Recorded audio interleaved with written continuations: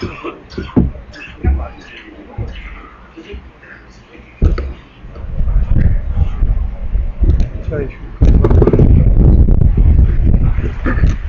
بالله من الشيطان الرجيم. بسم الله الرحمن الرحيم. وابتلوا اليتامى حتى إذا بلغوا النكاح فإن آنستم منهم رشدا فادفعوا إليهم أموالهم ولا تأكلوها إسرافا وبدارا أن يكبروا ومن كان غنيا فليستعفف ومن كان فقيرا فليأكل بالمعروف فإذا دفعتم إليهم أموالهم فأشهدوا عليهم وكفى بالله حسيبا. للرجال نصيب مما ترك الوالدان والأقربون وللنساء نصيب مما ترك الوالدان والأقربون مما قل منه أو كثر نصيبا مفروضا. وإذا حضر القسمة أولو القربى واليتامى والمساكين فارزقوهم منه وقولوا لهم قولا معروفا.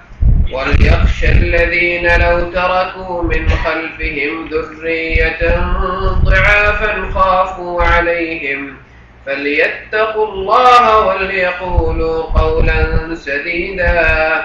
إن الذين يأكلون أموال اليتامى ظلما إنما يأكلون في بطونهم نارا وسيصلون سعيرا. يوصيكم الله في أولادكم للذكر مثل حظ الأنثيين فإن كن نساء فوق 2 فلهن ثلثا ما ترك وإن كانت واحدة فلها النصف ولأبويه لكل واحد منهما السدس مما ترك إن كان له ولد فإن لم يكن له ولد وورثه أبواه فلأمه الثلث فإن كان له إخوة فلأمه السدس من بعد وصية يوصي بها أو دين. آباؤكم وأبناؤكم لا تدرون أيهم أقرب لكم نفعا فريضة من الله إن الله كان عليما حكيما.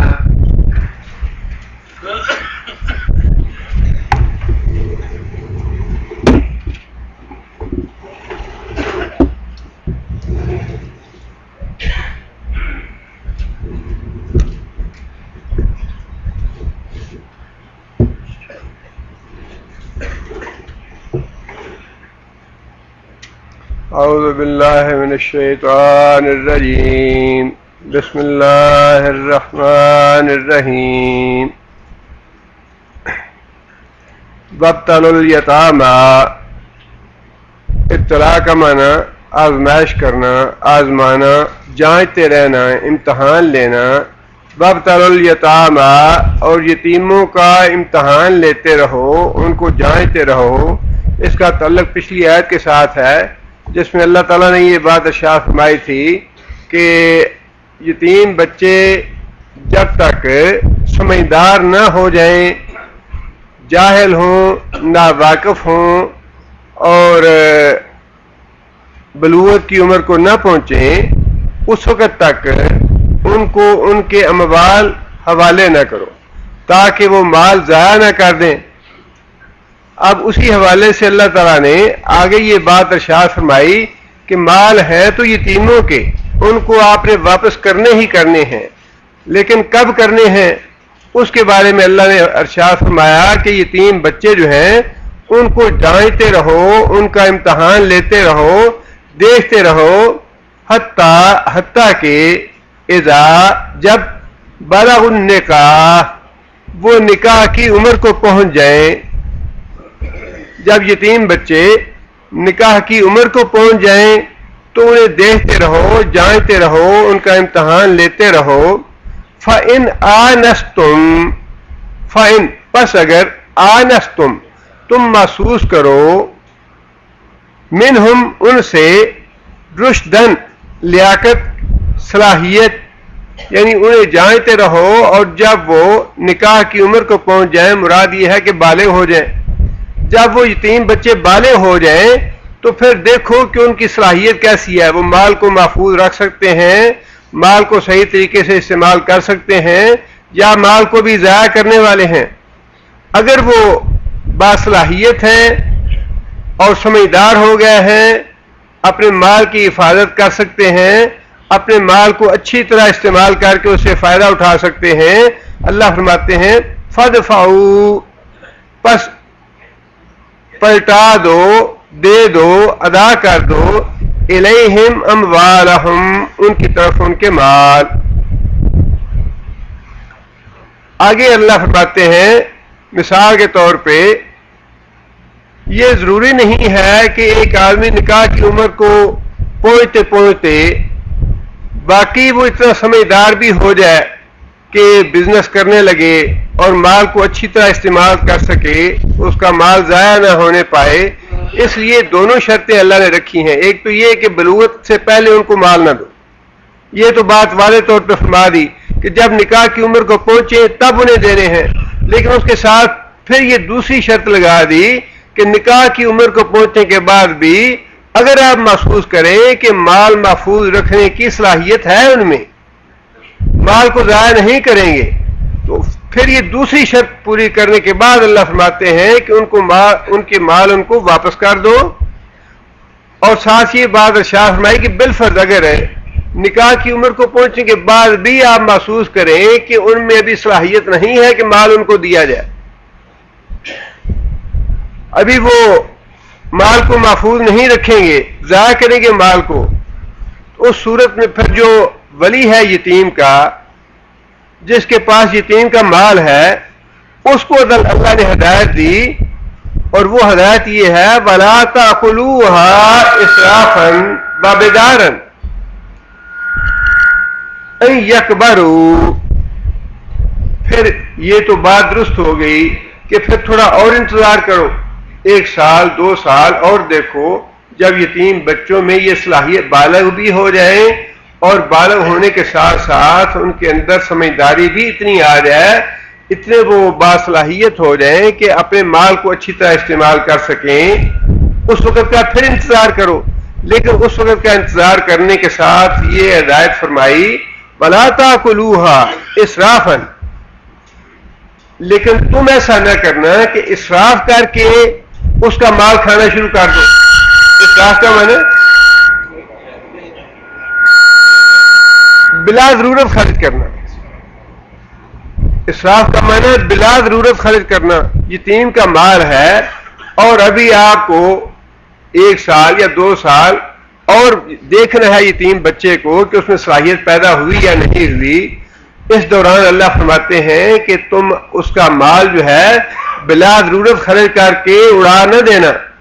یہ جس وجہ سے تم نے روکا یتیم سے، وہ حرکت تم خود کرنے لگو کہ اس کے مال اڑانا شروع کر دو. جتنی اس کی ضرورت ہے یتیم کی، وہ ضروریات اس کی پوری کرتے رہو، لیکن فضول خرچی کر کے اس کے مال کو ضائع نہ کرنا. وَبِدَارًا، بیدارن بدری جسے کہتے ہیں کہ جلدی جلدی میں اس کے مال کو خرچ نہ کرنا، اسراف بھی نہ کرو اور جلدی بھی نہ کرو مال خرچ کرنے میں. یکبرو، کہ وہ بڑے ہو کے جب کچھ عرصہ گزر جائے گا، بڑے ہو جائیں گے تو پھر ہم سے مطالبہ کریں گے اور مطالبہ کرنے سے پہلے پہلے ہی اس کا مال ختم کر دیں. مطلب یہ ہے کہ جس مقصد کے لیے تم یتیم کو نہیں دے رہے مال، اسی مقصد کے لیے تمہیں بھی اس مال کی حفاظت کرنی چاہیے اور اس مال کو اڑا نہیں دینا چاہیے، اس مال کو خود تمہیں ضائع نہیں کرنا چاہیے. جس بات کی توقع تم یتیم سے کرتے ہو یا جس لیے تم نے روک رکھا ہے کہ وہ اس کو ضائع نہ کر دے، اڑا نہ دے، وہی پھر ہدایت اللہ تعالیٰ نے یتیم کے ولی کو بھی دی کہ تم بھی ایسا نہ کرنا کہ اس کے مال کو فضول خرچی کر کے جلدی جلدی اڑا دو کہ بڑا ہو کے کل کو یہ ہم سے مطالبہ کرے گا اور ہم سے مانگے گا. آگے اللہ فرماتے ہیں ومن کان غنیا. اب یہ جو یتیم کا ولی ہے، سرپرست ہے، جس کے پاس یتیم کا مال ہے، اس کو دوسری ہدایت یہ دی اللہ نے ومن کان غنیا، اور جو ولی یتیم کا سرپرست غنی ہے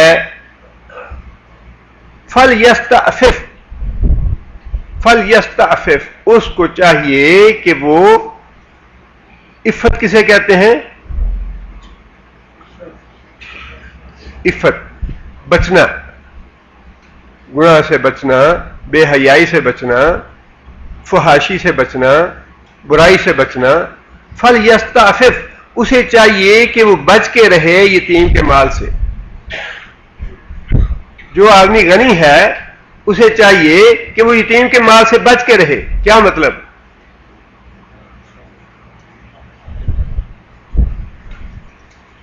مطلب یہ کہ وہ حق الخدمت نہ وصول کرے. وہ یتیم کی خدمت کر رہا ہے، یتیم کی ضروریات پوری کر رہا ہے، اس کے مال کی حفاظت کر رہا ہے. اب اپنا حق الخدمت جو ہے غنی آدمی کو وصول نہیں کرنا چاہیے. اس کو روک دیا گیا کہ تمہیں اللہ نے مال بہت دیا ہے، تم یہ تو لالچ نہ کرو کہ میں نے یتیم کو اپنے پاس رکھا ہوا ہے، میرا گھر استعمال کرتا ہے، میرے بستر استعمال کرتا ہے، میری دوسری چیزیں گھر میں رہتا ہے، میں مہینے کا 200-300 ریال اس کا کاٹ لیا کروں. فرمایا کہ یتیم سے تمہیں اللہ نے بے نیاز کیا ہے، اللہ نے تمہیں مال دیا ہے، غنی کیا ہے، لہذا تم حق الخدمت اس سے وصول نہ کرو، اس پہ احسان کرو.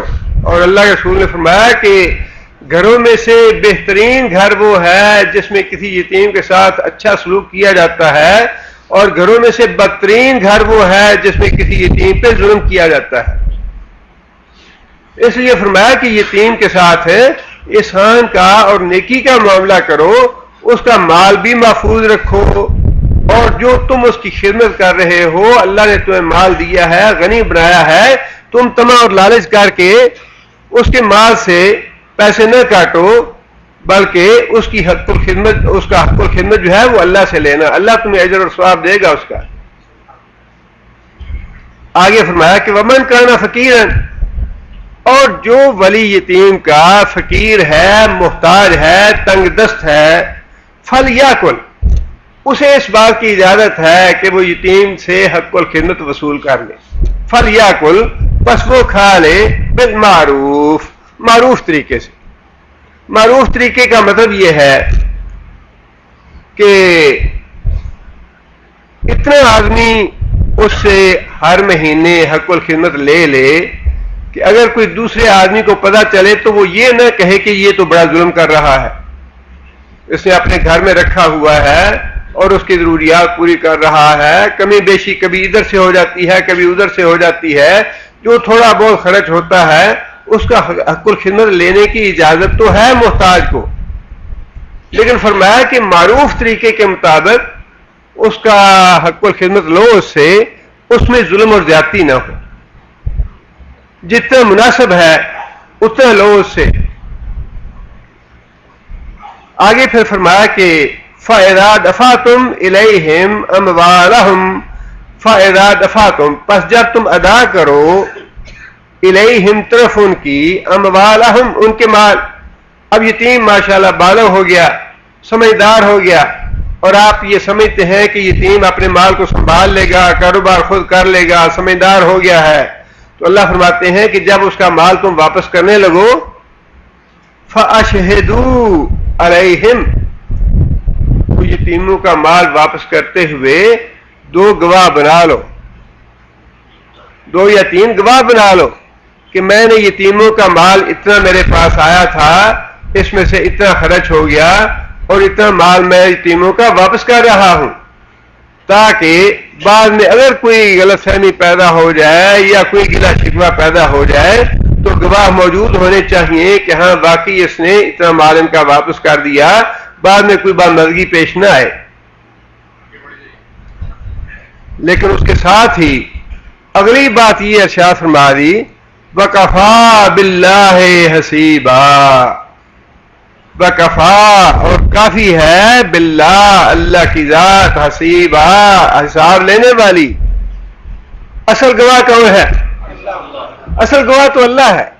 بندوں کی گواہی جو ہے وہ تو ایک عارضی ہی چیز ہے، ایک دنیاوی انتظام ہے معاملات کو سنبھالنے کا، معاملات کو سنوارنے کا ایک عارضی سا انتظام ہے کہ دو بندوں کو تین بندوں کو گواہ بنا لو کہ ہاں جی اس نے اتنا مال لیا تھا، یہ خرچ ہوا یہ خرچ ہوا، باقی اتنا مال جو ہے یتیم کو یہ واپس کر رہا ہے۔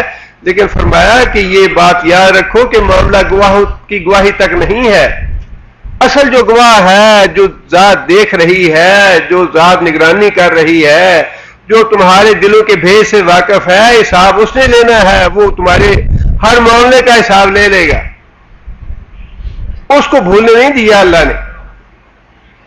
اس آیت سے علماء نے ایک اور مسئلہ بھی مستنبط کیا ہے، اور وہ یہ ہے کہ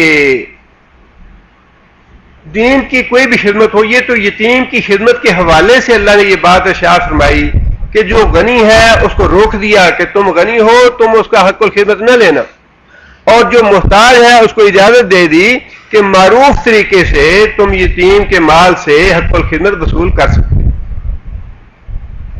اس سے علماء نے یہ مسئلہ مستنبط کیا ہے کہ دین کی کوئی بھی خدمت اگر انسان کر رہا ہے، اگر تو وہ غنی ہے، حاجت مند نہیں ہے، تو اس کو اس دین کی خدمت کا معاوضہ نہیں لینا چاہیے۔ اگر مسجد میں امام ہے، نماز پڑھاتا ہے، جمعہ پڑھاتا ہے اور خود کاروبار کرتا ہے، اچھا بزنس ہے، ماشاءاللہ غنی ہے، حاجت مند نہیں ہے، اس کو لینا حرام ہے، منع ہے، فَلْيَسْتَعْفِفْ، وہ بچا رہے مال لینے سے، نہ لے، اللہ کی رضا کے لیے کام کرے۔ ہاں اگر کوئی فی الواقع حاجت مند ہے، کوئی محتاج ہے اور وہ دین کی خدمت میں لگا ہوا ہے، اس کے لیے رخصت نکلتی ہے ایسا سے کہ وہ اپنا حق الخدمت لینا چاہے تو وہ حق الخدمت لے، تو انشاءاللہ اس پہ مواخذہ نہیں ہے، اس کے لیے رخصت ہے۔ لیکن دین کا خدمت کرنے کا معاوضہ ویسے لینا جو ہے، اس آیت کے حوالے سے بھی اور ویسے انبیاء کی جتنے بھی مثالیں اللہ تعالیٰ نے دی ہیں اس میں بار بار یہی بات فرمائی، ان اجریہ الا علی رب العالمین، کہ لوگوں مجھے تم سے کچھ نہیں لینا، میں تو سارا کام اللہ کی رضا کے لیے کر رہا ہوں، میرا اجر اور ثواب اللہ کے ذمے ہے، جو کچھ مجھے لینا دینا ہے اللہ سے لینا ہے، تم سے کچھ لینا دینا نہیں۔ جہاں یہ بات اس آیت سے معلوم ہوتی ہے اور واضح ہے کہ جو غنی ہے وہ دین کی خدمت کا معاوضہ نہ لے، اور جو حاجت مند ہے وہ دین کی خدمت کا معاوضہ لے، تو اس کے لیے رخصت ہے انشاءاللہ۔ وہاں یہ بھی پتہ چلتا ہے کہ جن کو اللہ تعالیٰ نے غنی کیا ہے ان کو بلا معاوضہ دین کی خدمت کرنا چاہیے۔ اس جو اللہ نے مال دیا ہے اس کا شکر یہ ہے کہ اس مال کو اللہ کی راہ میں خرچ کرو۔ یہ محتاجوں پہ چھوڑنے دو دین کا کام، کہ محتاج جو ہے وہ ہر مہینے بیچارے تنخواہ لیتے رہیں اور مسجد کی کمیٹیوں کی طرف اور جو چودھری ہیں ان کے منہ کی طرف دیکھتے ہیں ہر مہینے کہ چودھری صاحب کیا دیتے ہیں کیا نہیں دیتے۔ جو غنی لوگ ہیں وہ خود آگے بڑھے اور دین کا کام کرے بلا معاوضہ اللہ کی رضا کے لیے، اور اس کو باعزت اور باوقار طریقے سے کام کرے دین کا۔ فقیروں اور محتاجوں پہ دین کا کام چھوڑنے دیں۔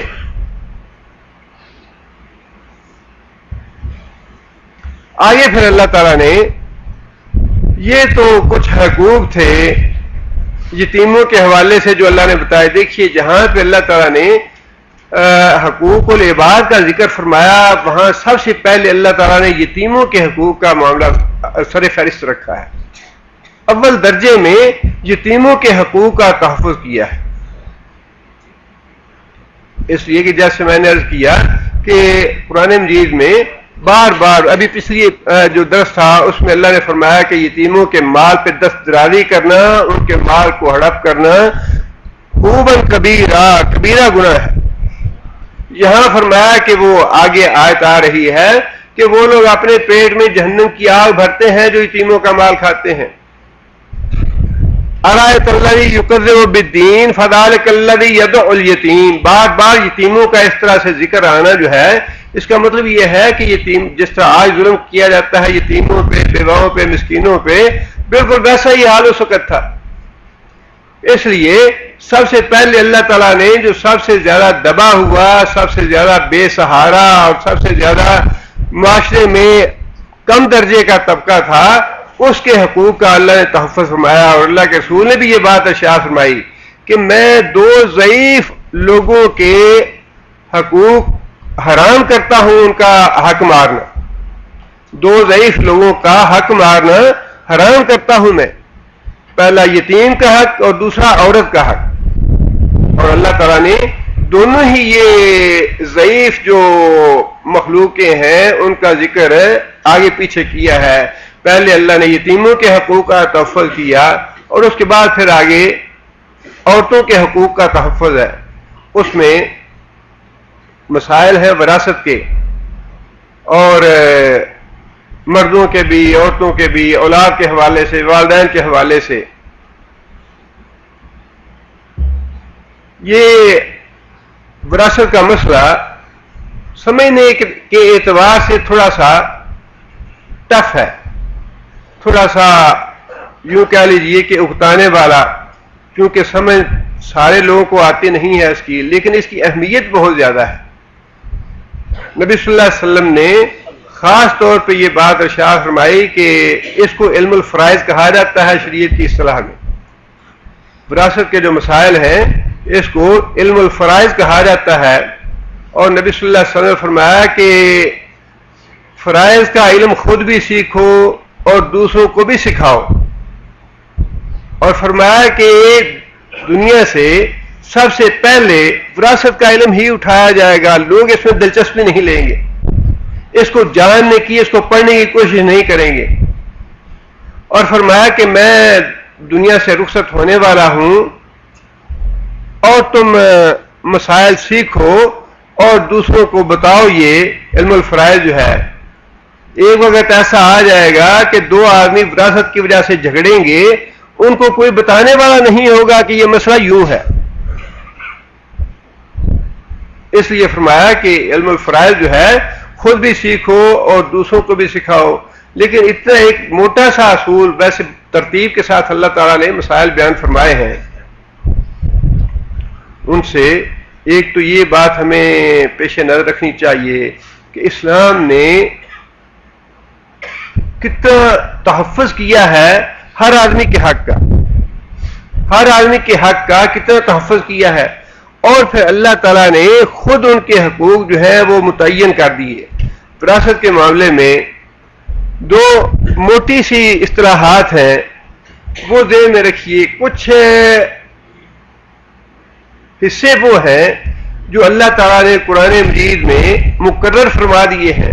فلاں کو اتنا حصہ ملے گا، فلاں کو اتنا حصہ ملے گا، فلاں کو اتنا حصہ ملے گا. جن کے حصے اللہ نے مقرر فرما دیے ان کو کہا جاتا ہے اصحاب الفروض. اصحاب الفروض وہ ہیں جن کے حصے اللہ نے مقرر فرما دیے.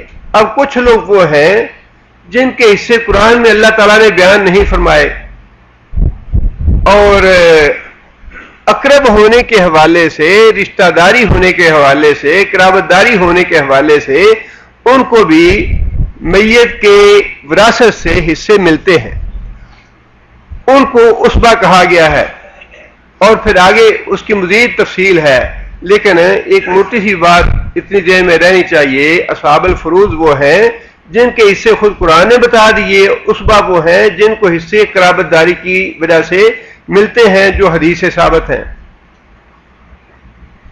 پہلی بات تو اللہ تعالیٰ نے یہ ارشاد فرمائی للرجال نصیب، للرجال مردوں کے لیے نصیب حصہ ہے، مما اس چیز سے ترک الوالدان، ترک الوالدان جو چھوڑا والدین نے، والاقربون اور جو چھوڑا قریبی رشتہ داروں نے. آگے فرمایا وللنساء، اور اسی طرح عورتوں کے لیے نصیب حصہ ہے مما جو چھوڑا ترک والدین نے والاقربون اور قریبی رشتہ داروں نے مما کلا اس وراثت سے یا اس مال سے جو کہ کلا تھوڑا ہی کیوں نہ ہو من ہو او کاسورا یا زیادہ ہو یا کثیر ہو. اس میں ایک بات تو یہ ہے کہ والدین کا اللہ نے الگ سے ذکر فرمایا کہ جو والدین چھوڑ جائیں اس میں حصہ ہے اولاد کا یا دوسرے لوگوں کا. والاقربون اور جو اقرب لوگ چھوڑ جائیں, اقرب لوگ, والدین سے اقرب اور تو کوئی نہیں ہے, اقربون میں والدین بھی شامل ہیں, لیکن اللہ تعالیٰ نے والدین کا ذکر ان کی اہمیت کے پیش نظر کیا ہے. والدین بھی اقرب میں شامل ہیں, لیکن والدین کی اہمیت کے پیش نظر ان کا الگ سے ذکر فرما کے آگے پھر اقربون کا لفظ استعمال فرمایا ہے. دوسری بات یہ کہ اسلام سے پہلے عورتوں کو وراثت میں حصہ نہیں ملتا تھا, نہ بیوی کو, نہ بیٹی کو, نہ بہن کو, کسی بھی صورت میں ان کے وراثت کا تصور ہی نہیں تھا, بلکہ جو نابالغ بچے تھے ان کو بھی نہیں ملتا تھا. اس آیت کے روح سے جو نابالغ بچے ہیں, خواہ وہ باپ والے ہیں یا یتیم ہیں, ان کے وہ بھی للرجال میں آ جاتے ہیں. بلکہ علماء نے یہاں تک لکھا ہے کہ جب والد فوت ہوتا ہے یا کوئی بھی آدمی فوت ہوتا ہے, اگر اس کی اولاد ہونے والی ہو, ابھی حمل ہو چکا ہے اور پیدائش اس کی وفات کے بعد ہوئی لیکن اس وقت حمل موجود تھا, تو وہ بھی اس حصے میں شریک ہو جائے گا. للرجال میں وہ بھی شامل ہے, اس کو بھی محروم نہیں کر سکتے. اور یہی معاملہ پھر آگے اللہ تعالیٰ نے جس طرح سے پوری آیت کا ایک حصہ مردوں کے لیے اللہ تعالیٰ نے وضاحت کے ساتھ یہ بات ارشاد فرمائی کہ وراثت میں مردوں کا حصہ ہے, اسی طرح اللہ تعالیٰ نے بجائے اس کے کہ ایک ہی حصے میں للرجال والنساء کا لفظ استعمال فرما کے اکٹھا کیا جاتا, عورتوں کے حصے کی اہمیت کے پیش نظر, کیونکہ ان کا حصہ مارا جاتا تھا, ان کا حصہ غصب کیا جاتا تھا, اللہ تعالیٰ نے بڑی وضاحت کے ساتھ عورتوں کا نام لے کے وہی الفاظ دوبارہ دہرا دیے. جس طرح مردوں کا حصہ ہے وراثت میں, اللہ فرماتے ہیں ویسا ہی حصہ اللہ نے عورتوں کے لیے بھی مقرر کر دیے ہیں, جس کا مطلب یہ ہے کہ اب عورتوں کو وراثت سے محروم کرنا جو ہے وہ بڑا کبیرہ گناہ ہے, اللہ تعالیٰ کی سخت نافرمانی ہے. جیسا حصہ مردوں کو ملے گا اللہ کا مقرر کیا ہوا, ویسا ہی اللہ کا مقرر کیا ہوا حصہ عورتوں کو دینا پڑے گا. آگے پھر یہ بات ارشاد فرمائی مما کلا من ہو او کسر, خواہ وہ وراثت چھوڑنے والا مال تھوڑا چھوڑے یا زیادہ چھوڑے. یہاں تک علماء نے لکھا ہے کہ جو کپڑے ہیں میت کے وہ بھی آپ بلا اجازت ادھر ادھر نہیں کر سکتے. اس کی ایک ایک چیز جو اس کی ملکیت سمجھی جاتی ہے, جو اس کی ملکیت میں تھی, وہ ساری کی ساری بطور وراثت تقسیم ہوگی. وراثت تقسیم ہونے سے پہلے کسی کو اس بات کی اجازت نہیں ہے کہ میت کی چیزیں ادھر ادھر کر دے یا اپنی مرضی سے خود لے لے, خواہ تھوڑی چیز ہو یا زیادہ ہو, خواہ کیش میں ہو یا زمین ہو, کاروبار ہو, کیسی بھی اس کی جائیداد ہے یا ملکیت ہے, جو کچھ بھی ہے وہ سارے کا سارا جب تک تقسیم نہ ہو, اس کے حصے نہ کر دیے جائیں, کسی کو لینے کی اجازت نہیں ہے. اللہ فرماتے ہیں نصیباً, یہ حصے ہیں مردوں کے بھی اور عورتوں کے بھی, مفروضاً طے کر دیے گئے. عورتوں اور مردوں کے حصے اللہ تعالیٰ نے طے کر دیے ہیں. اب ان حصوں میں کسی کو وصیت کرنے کی یا ادھر ادھر کرنے کی اجازت نہیں ہے. اکثر لوگ ہمارے ہاں یوں کرتے ہیں جی یہ میں نے اپنی بیوی کے نام لکھ دیا یا بیوی کو ہدیہ کر دیا یا میری یہ جائیداد جو ہے میری اولاد نہیں ہے تو یہ سارے کا سارا بیوی کے نام وصیت کر دیا یا فلاں بیٹے کے نام سارا کر دیا ہے یا فلاں کو دے دیا ہے. وصیت کا ذکر آگے آ رہا ہے. وصیت کرنے کی ان لوگوں کے بارے میں اسلام میں اجازت نہیں ہے جن کے حصے اللہ نے مقرر کر دیے. ماں کا حصہ اللہ نے مقرر کر دیا, ماں کے لیے الگ آپ وصیت نہیں کر سکتے کہ اس کو میرے مال سے اتنا اور دے دینا.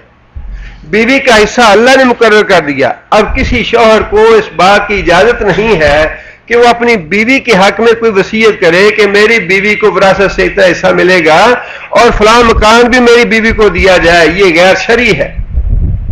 جن کے حصے اللہ نے مقرر کر دیے ہیں ان کے بارے میں وصیت کرنے کی اجازت نہیں ہے. وصیت کرنے کی اجازت 1/3 مال سے ان کے لیے ہے جن کے حصے اللہ نے مقرر نہیں فرمائے, جن کے حصے اللہ نے شریعت میں بتائے نہیں. آگے اللہ فرماتے ہیں وَإِذَا حَضَرَ الْقِسْمَةَ أُولُو الْقُرْبَى اذا حاضر, اور جب حاضر ہو یا موقع آ جائے قسمتا تقسیم کرنے کا. اذا حاضر جب حاضر ہو آ جائے, کس وقت قسمتا تقسیم کے وقت. اولو القربى قریبی حاضر ہو, کون قریبی رشتہ دار. تقسیم کے موقع پہ وراثت تقسیم ہونے کا موقع ہے اور تقسیم کے موقع پہ بعد غیر ورثہ مسکین اور محتاج یا رشتہ دار بھی جن کا حصہ متعین نہیں کیا گیا وہ رشتہ دار بھی آ جائیں, یتیم آ جائیں, والمساکین اور مسکین آ جائیں جن کا وراثت سے تعلق نہیں ہے. اللہ فرماتے ہیں فَارْزُقُوهُمْ تو ان کو بھی کچھ رزق دو, کچھ حصہ دو ان کو بھی. من ہو اس سے وراثت سے. اب وراثت سے حصہ دینے کے بارے میں بھی علماء نے یہ وضاحت کی ہے اگر تو سارے کے سارے ورثاء تقسیم کے وقت موجود ہوں جن کے حصے بنتے ہیں اور وہ اس بات کی اجازت دے دیں کہ ہاں فلاں جو سوالی آ گیا یا محتاج آ گیا یا فلاں کوئی رشتہ دار آ گیا مانگنے کے لیے, اگر تو سارے کے سارے اس بات پہ راضی ہو جائیں کہ دینا چاہیے وراثت سے تو پھر دیا جائے. لیکن اگر کوئی غیر حاضر ہو اور جیسا علماء نے لکھا ہے کہ جو نابالغ ہے اس کی اجازت اعتبار نہیں ہے اس کا, بلکہ جب وہ بالغ ہوگا تب اس کی اجازت قابل اعتبار سمجھی جائے گی. اگر کوئی نابالغ ہے تو پھر اس کی اجازت جو ہے اس کا اعتبار نہیں کیا جائے گا.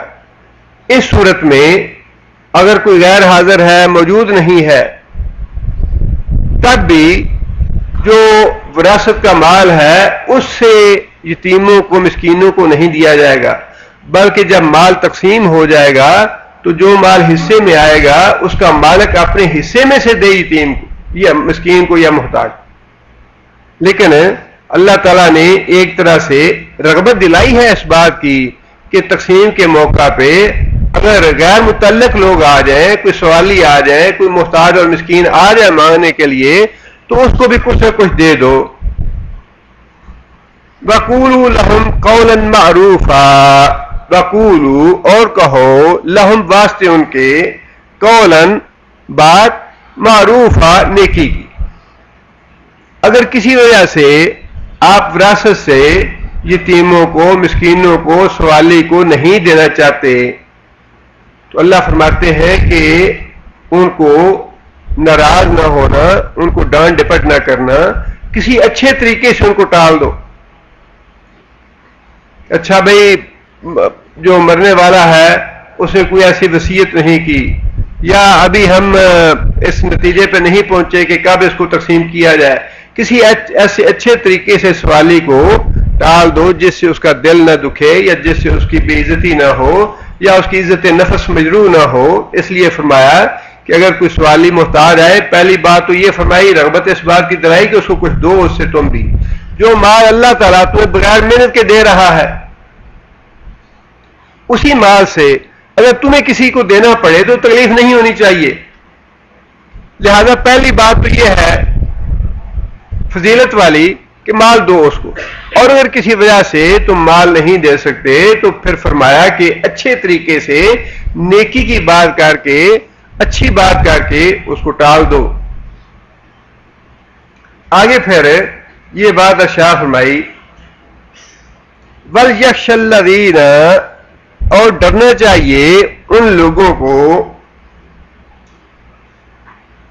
جو مال تقسیم کرنے والے ہیں، جو مال تقسیم کرنے والے ہیں وراثت کا. اب یہ ان کو حکم دیا جا رہا ہے کہ آج وہ ایک میت کا مال تقسیم کر رہے ہیں، کل کو کوئی ان کا مال بھی تقسیم کرنے والا ہوگا، کل کو یہ وقت تمہارے اوپر بھی آنے والا ہے. اس لیے فرمایا کہ آج جو کام تم کر رہے ہو یہ تم اللہ سے ڈرتے ہوئے کرو، اللہ کے حضور جواب دہی کے خوف سے یہ کام کرو.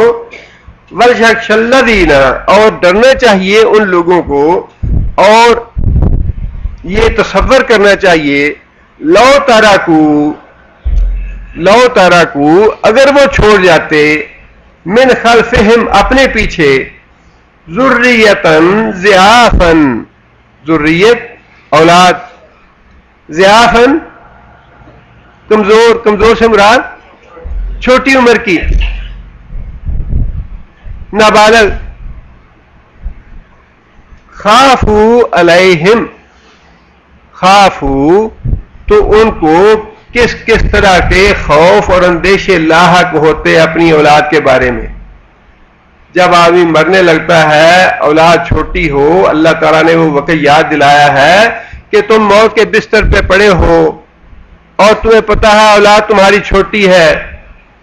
اب کیسے کیسے دل میں وہم اور گمان آتے ہیں کہ پتہ نہیں میرے بعد میرے بچوں کے ساتھ کوئی ظلم کرے گا، زیادتی کرے گا، کوئی ان کے ساتھ نیکی کرے گا یا نہیں کرے گا، کوئی خیر کا معاملہ کرے گا، کیسا ہوگا یہ، ان کی زندگی دکھوں والی ہوگی سکھوں والی ہوگی. ایک انسان جا رہا ہے، 100 خدشے ہیں. اللہ تعالیٰ نے عین انسان کی مزاج اور طبیعت کے مطابق باتیں کہی ہیں جو واقعی عملاً ہوتی ہیں ساری باتیں. فرمایا کہ تم یہ تصور کرو کہ اگر تم موت کے بستر پہ پڑے ہو، تمہاری اولاد چھوٹی چھوٹی ہو، تو تمہیں کیسے کیسے خدشے دل میں آئیں گے اور کیسے کیسے خوف لاحق ہوں گے کہ میری اولاد میں پیچھے چھوڑ کے جا رہا ہوں. اور تمہیں وہ آدمی کتنا اچھا لگے گا جو یہ کہے کہ بھائی تم اولاد کی فکر نہ کرو، تمہاری اولاد کے ساتھ پہ ہم ہاتھ رکھیں گے، تمہاری اولاد کا سہارا بنیں گے، اولاد کا فکر نہ کرنا. اور اگر کسی بارے میں یہ خدشہ ہو کہ میری اولاد پہ ظلم کرے گا تو کتنے انسان کو تکلیف اور دکھ ہوتا ہے کہ فلاں انسان سے مجھے خیر کی توقع نہیں ہے، پتہ نہیں کیا کرے میری اولاد کے ساتھ. اللہ تعالیٰ نے تنبیہ کی ہے انسانوں کو یہ وقت دلا کے کہ یہ وقت تم پہ بھی آنے والا ہے. لہذا تم آج مال تقسیم کرنے بیٹھے ہو تو جو یتیم بچے ہیں یا جو وارث ہے اس کی بیوی بیوہ ہو گئی ہے اور بچے یتیم ہو گئے ہیں، ان کا مال خود ہڑپ نہ کرنا، ان کے حصے دو ان کو ٹھیک ٹھیک طریقے سے. جتنے اللہ نے حصے بتائے ہیں وہ سارے ان کو دینے ہیں. اس کی بیٹی کو بھی دینا ہے اور اس کے بیٹوں کو بھی دینے ہیں، اس کی بیوہ کو بھی دینے ہیں، اس کے اگر ماں باپ زندہ ہیں ان کو بھی دینے ہیں. جس کا حصہ بنتا ہے اللہ سے ڈرتے ہوئے ان کو حصے دو ان کے. کتنی سخت اللہ تعالیٰ نے تاکید فرمائی ہے. جہاں تک حصوں کا تعلق ہے وہ تو ممکن ہے کہ ہمارے ذہن میں پوری طرح بات بھی آئے یا نہ آئے، لیکن یہ بات تو بہرحال ہم سمجھ رہے ہیں کہ اللہ تعالیٰ نے کتنا زور دیا ہے اس بات پہ اور کتنی سخت تاکید فرمائی ہے اس معاملے میں کہ لوگوں کے حقوق جو ہیں وہ اس دنیا اور اللہ کے رسول نے بڑی وضاحت کے ساتھ یہ بات ارشاد فرمائی ہے کہ لوگوں یہاں پہ ایک دوسرے کے حقوق ادا کر لو. حتیٰ کہ فرمایا کہ اگر کسی نے کسی آدمی کو تھپڑ مارا ہے یا کسی آدمی کو گالی دی ہے تو یہاں معافی کرا لو اس سے، اس لیے کہ قیامت کے دن حقوق تو ادا کرنے پڑیں گے، اور حقوق ادا کرنے کے بعد تمہارے پاس مال دولت نہیں ہوگا، وہاں پہ حقوق ادا کیے جائیں گے نیکیوں کے ساتھ۔ جس پہ ظلم ہوگا، جس پہ کوئی زیادتی کی ہوگی، جس کا حق مارا ہوگا، وہ آئے گا اور تمہاری نیکیاں لے کے چلا جائے گا، وہاں پہ حقوق کی ادائیگی ضرور ہوگی۔ اللہ نے فرمایا کہ اللہ تعالیٰ اعلان کریں گے ان الملک، کہ میں آج بادشاہ ہوں، ان الدیان، میں آج حقوق دلانے والا ہوں، اور کوئی جنتی اس وقت تک جنت میں نہیں جائے گا جب تک کسی دوسرے کا حق ادا نہیں کر لے گا، اور فرمایا کوئی جہنمی اس وقت تک جہنم میں نہیں جائے گا جب تک لوگوں کے حقوق ادا نہیں کر لے گا۔ اور فرمایا کہ آدمی ایک آئے گا قیامت کے دن اور اس کے بے شمار دفتر ہوں گے نیکیوں کے، بڑے بڑے گٹھڑے بھر کے لائے گا نیکیوں کے، نمازیں بھی ہوں گی، صدقہ خیرات بھی ہوگا، عمرے بھی ہوں گے، حج بھی ہوں گے، سارا کچھ ہوگا، لیکن فرمایا کہ کسی کو گالی دی ہوگی، کسی کے ساتھ ظلم کیا ہوگا، کسی کا حق مارا ہوگا، کسی کے ساتھ بدعہدی کی ہوگی، کسی کے ساتھ جھوٹ بولا ہوگا، کسی کے ساتھ ظلم کیا ہوگا۔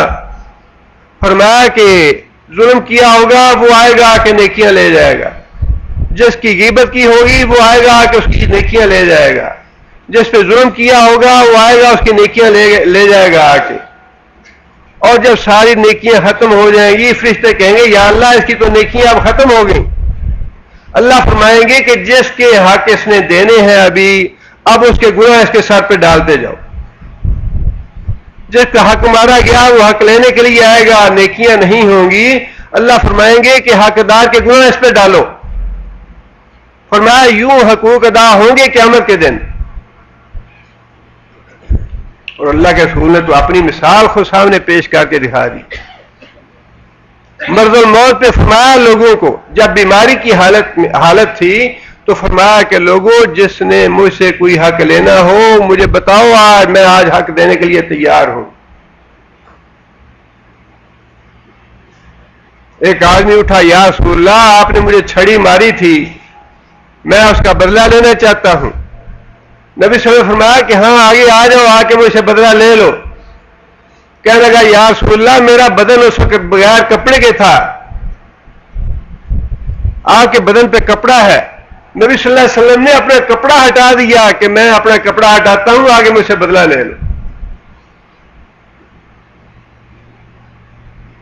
صحابی نے آگے بڑھ کے نبی صلی اللہ علیہ وسلم کے جسم مبارک کو چوم لیا، یا رسول اللہ میں تو یہ کرنا چاہتا تھا، لیکن اللہ کے رسول نے یہ بات کھل کر کے دکھا دی کہ جس کا حق دینا ہے یہاں حق ادا کر لو۔ فرمایا کہ قیامت کے یہاں کی بےزتی جو ہے یہ کوئی بےزتی نہیں ہے، قیامت کی دن کی بےزتی کے مقابلے میں یہ بڑی تھوڑی بےزتی ہے دنیا کی، قیامت کی بےزتی برداشت نہیں ہوگی۔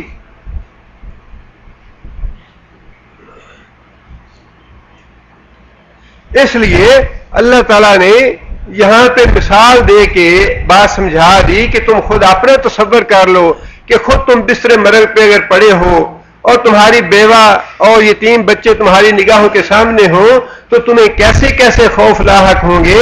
لہذا جو میراث تقسیم کر رہے ہو، وراثت تقسیم کر رہے ہو، اللہ سے ڈرتے ہوئے کرنا، کسی کا حق میں کمی بیشی نہ کرنا، کسی کا حق نہ مارنا۔ آگے فرمایا فَلْيَتَّقُوا اللَّهَ، پھر یہ بات ارشاد فرمائی اللہ سے ڈرتے ہوئے معاملہ کرو۔ وَلْيَقُولُوا قَوْلًا سَدِيدًا، اور بات بڑی سیدھی سیدھی کرو، ٹیڑھی میری بات نہ کرو، یوں یا نہ کرو، ہیر پھیر نہ ڈالو باتوں میں۔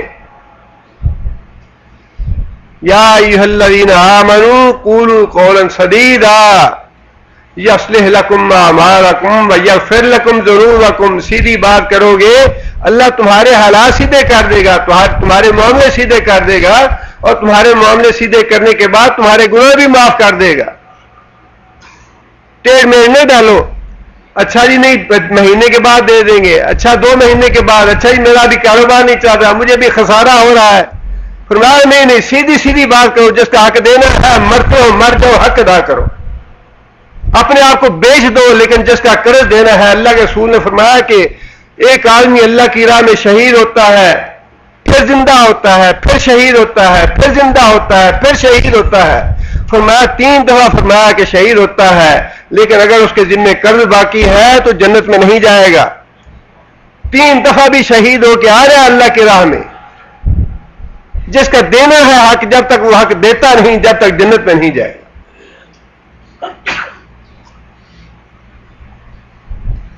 جس کا دینا ہے، خواہ وہ قرض ہے یا کوئی بھی حق ہے، وہ سیدھا سیدھا ٹیڑھ میڑھ نہ کرو، بہانے نہ کرو، ادھر ادھر کی باتیں نہ کرو. قولوا قولا سدیدا، بالکل سیدھی سیدھی بات کرو.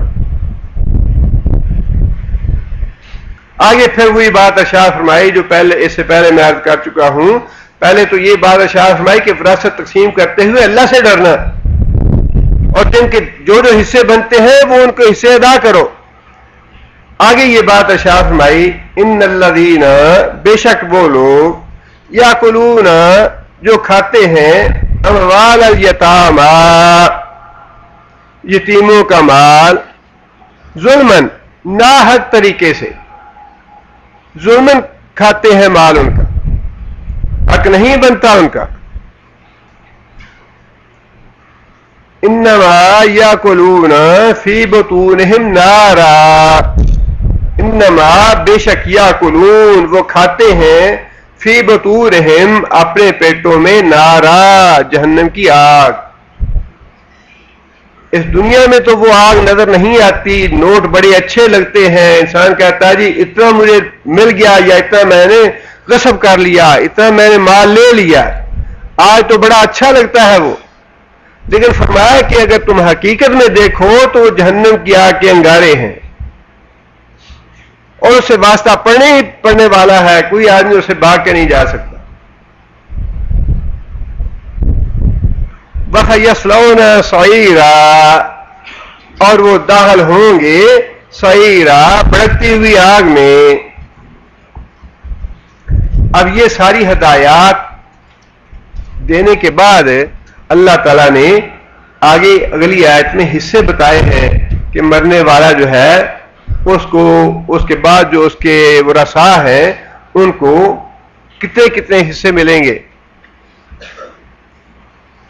پہلی بات تو اللہ نے یہ فرمائی، یوصیکم اللہ فی اولادکم، یوصیکم، وہ وصیت کرتا ہے تم کو اللہ تعالیٰ، فی اولادکم، تمہاری اولاد کے معاملے میں، للذکر، واسطے مذکر کے، واسطے مرد کے، مثلو، برابر، حظ الانثیین، انثا کا معنی مؤنث یا عورت، اور یہ تثنیہ ہے انثا کا، انثیین. انثیین کیا ہو گیا؟ 2 عورتیں. ذکر کیا ہو گیا؟ ایک مرد. اور انثیین کیا ہو گیا؟ 2 عورتیں. پہلی بات تو اللہ نے یہ فرمائی قاعدے اور کلیے کے طور پہ کہ جو تمہاری اولاد میں لڑکے اور لڑکیاں ہیں ان کے حصے تم نے کس طرح بنانے ہیں؟ لڑکی کو 1 اور لڑکے کو 2. لڑکے کا 2 حصہ ہوگا اور لڑکی کا 1 حصہ ہوگا. اور اس کی وجہ یہ ہے کہ معاشی بوجھ والد کی وفات کے بعد کس پہ آنے والا ہے؟ لڑکے پہ آنے والا ہے. گھر کا بوجھ جو ہے وہ کس کے ذمہ آنے والا ہے؟ وہ لڑکے پہ آنے والا ہے، لڑکی پہ آنے والا نہیں ہے.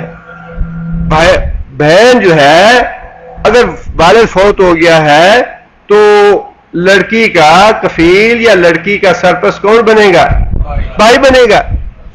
اس لیے جس پہ گھر کا بوجھ پڑنے والا ہے اس کو اللہ تعالیٰ نے دگنا حصہ دیا ہے، اور یہ بالکل انصاف کے مطابق ہے اور عقل کے مطابق ہے. اس کو زیادہ ملنا چاہیے، برابر نہیں ہونے چاہیے اس سے.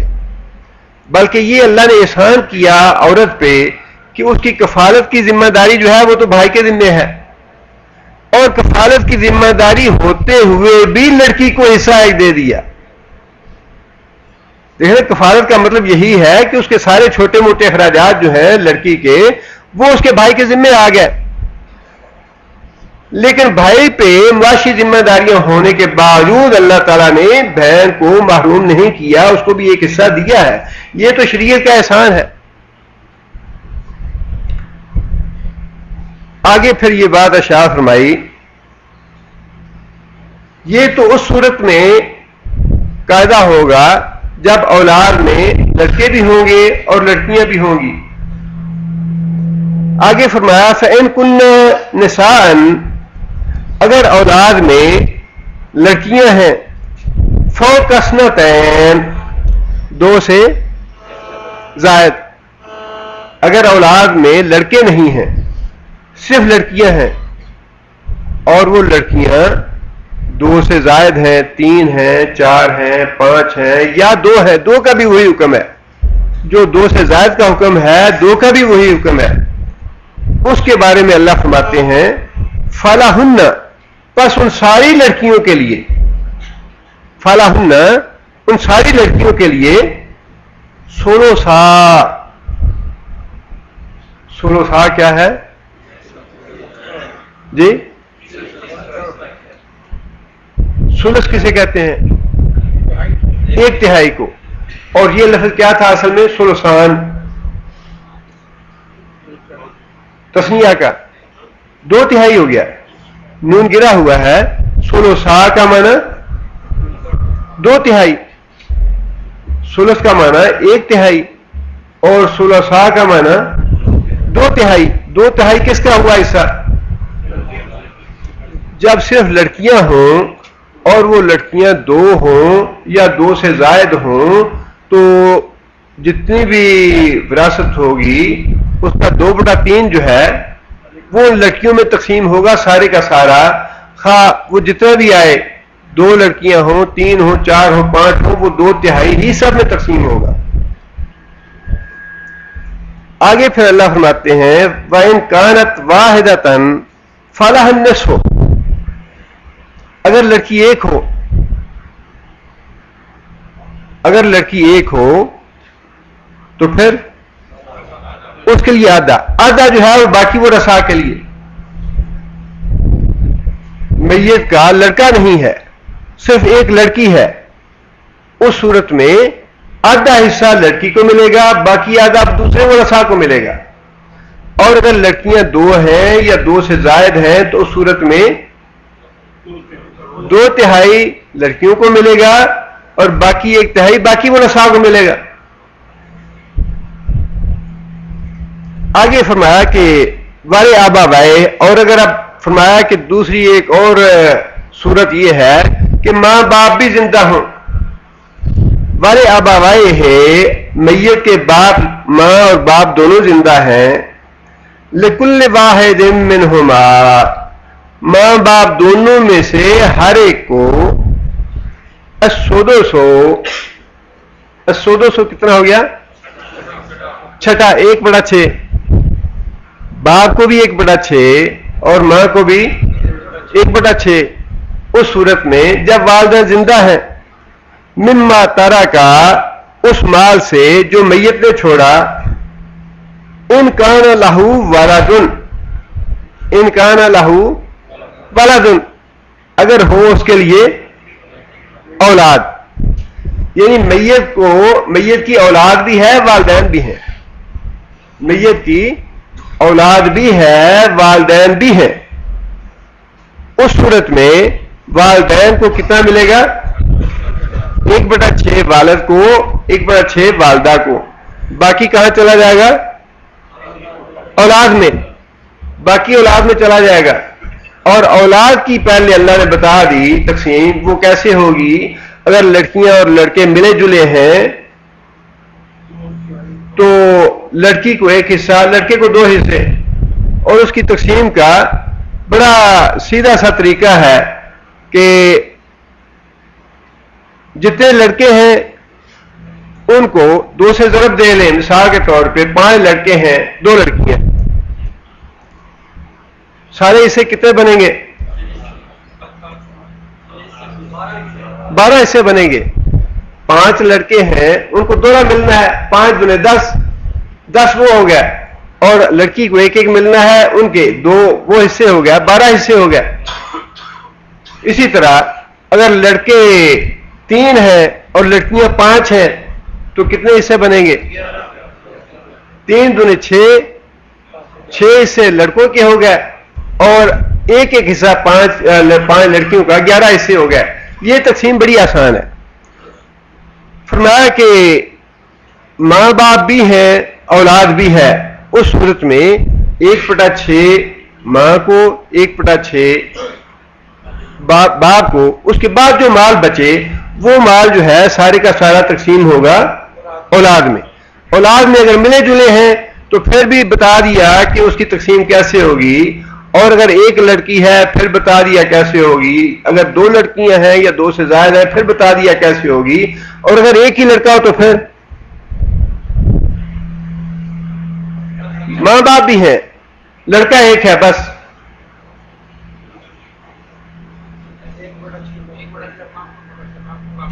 ہاں 1/6 ماں کو، 1/6 باپ کو، باقی سارے کا سارا بیٹے کو، باقی سارے کا سارا بیٹے کو. جب تک ذکر نرینہ اولاد ہے آدمی کی، جب تک وراثت کا مال باہر نہیں جائے گا سوائے والدین کے، بشرطے کہ وہ زندہ ہو.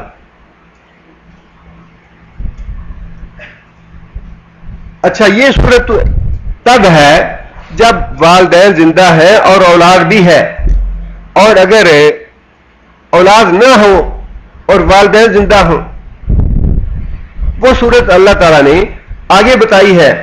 وہ یہ ہے فَإِن لَمْ يَكُنْ لَهُ وَلَدٌ، فَإِن لَمْ يَكُنْ لَهُ وَلَدٌ، اور اگر میت کی اولاد نہ ہو، وَوَارِثَهُ أَبَوَاهُ، اور اس کے وارث کون ہیں؟ صرف والدین ہیں. وارث جو ہیں وہ صرف والدین ہیں. تو پھر اس صورت میں فَلِأُمِّهِ الثُّلُثُ، ماں کو کتنا آئے گا؟ 1/3، اور چونکہ باپ ہے اور اس کا حق اسی طرح ہے جیسا بیٹے کا ہے. ماں کو 1/3 دینے کے بعد باقی کتنا بچا؟ 2/3. 2/3 کس کو جائے گا؟ باپ کو. مال ختم. سارے کا دیکھیے نا، جس طرح نرینہ اولاد موجود ہے، نرینہ اولاد کے ہوتے ہوئے مال وراثت باہر نہیں جائے گی. اگر باپ زندہ ہے تو باپ کے زندہ ہوتے ہوئے بھی مال باہر نہیں جائے گا. اس میں سے صرف 1/3 جو ہے وہ ماں کو ملے گا، باقی رہ جاتا ہے 2/3. وہ 2/3 سارے کا سارا باپ کو چلا جائے گا اور باپ ختم ہو جائے گی. اولاد کا بھی یہی معاملہ ہے. اگر والدین ہیں یا نہیں ہے تو ان کا حصہ ہے 1/6 اور 1/6، اور باقی جتنے بھی ہے خواہ بیٹا ایک ہی کیوں نہ ہو یا پھر 2 ہو 3 ہو، جتنے بھی ہوں سارے کا سارا اس کی اولاد میں تقسیم ہو جائے گا اور معاملہ ختم ہو جائے گا. ادھر ادھر مال نہیں جائے گا. آگے پھر اللہ فرماتے ہیں فَإِن كَانَ لَهُ إِخْوَةٌ فَلِأُمِّهِ السُّدُسُ مِنْ بَعْدِ وَصِيَّةٍ يُوصِي بِهَا أَوْ دَيْنٍ فَإِن كَانَ لَهُ إِخْوَةٌ، اور اگر اس کے بھائی، اخوہ جو ہے یہ ویسے تو اخن کی جمع ہے، اخوہ جو ہے اخن کی جمع ہے، اور اخ کا معنی بھائی بہن اس میں شامل نہیں ہے. لیکن جب اخوہ کا لفظ اللہ تعالیٰ نے یہاں پہ استعمال کیا تو چونکہ وراثت کے مسائل ہیں، اولاد کا مجموعی طور پہ ذکر ہو رہا ہے، اس لیے یہاں پہ اخوہ کا لفظ جو ہے یہ بہن بھائیوں سب کے لیے استعمال ہوا ہے، صرف بھائیوں کے لیے نہیں ہے. اللہ فرماتے ہیں کہ اگر اس میت کے بہن بھائی ہیں فَلِأُمِّهِ السُّدُسُ، اس صورت میں ماں کو کتنا ملے گا؟ 1/6 ملے گا. باقی کتنا رہ گیا؟ 5/6. 1/6 ماں کو ملے گا تو باقی 5/6 وہ کہاں جائے گا؟ وہ باپ کے پاس جائے گا. اگر باپ نہیں ہے تو پھر جائے گا دوسری طرف بھائیوں کے پاس. اگر باپ موجود ہے، جیسے کہ میں نے عرض کیا، باپ کا معاملہ بالکل بیٹے جیسا ہے، باپ کے ہوتے ہوئے دوسری طرف نہیں جائے گا، جس طرح بیٹے کے ہوتے ہوئے دوسری طرف نہیں جائے گا۔ اب ماں بھی ہے، باپ بھی ہے، اور بہن بھائی بھی ہیں، اس صورت میں بہن بھائیوں کی طرف کچھ نہیں جائے گا، بلکہ 1/6 ماں کو چلا جائے گا اور باقی 5/6 باپ کو چلا جائے گا۔ لیکن یہ حصے جو اللہ نے فرمائے ہیں، اس کے آخر میں اللہ نے یہ بات ارشاد فرمائی، من بعد وصیت، یہ میراث کب تقسیم ہونی ہے؟ من بعد وصیہ، وصیت کے بعد، یوصی بہا، جو مرنے والے نے کی، وہ وصیت جو مرنے والے نے کی، وہ وصیت پوری کی جائے، اس کے بعد میراث تقسیم کی جائے۔ اور دوسری بات، آؤ دین، یا پھر اگر میت پہ دین ہے، قرضہ ہے، تو وہ بھی ادا کرنے کے بعد میراث تقسیم ہوگی، وہ بھی ادا کرنے کے بعد میراث تقسیم ہوگی۔ میراث کے بارے میں